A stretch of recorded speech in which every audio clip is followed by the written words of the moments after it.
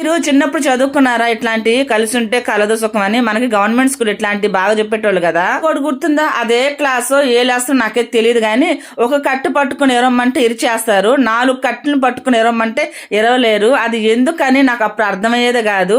అవన్నీ అనుభవాలతోటి మనకు వస్తుంటాయి కదా. అదంతా ఇప్పుడు చేంజ్ అయిపోయింది. కలిసి ఉన్న కానుంచి ఏదో ఒక గొడవలు, పిల్లల దగ్గర పెద్దవాళ్ళ దగ్గర ఏ ఒక మనస్పర్ధలు గొడవలు ఏ ఒకటి జరుగుతూనే ఉంటాయి కదా. కొట్టుకునే కంటే విడిపోయి హ్యాపీగా ఉండడం మంచిది కదా అని అయితే చాలా మంది ఇట్లా అనుకుంటున్నారు.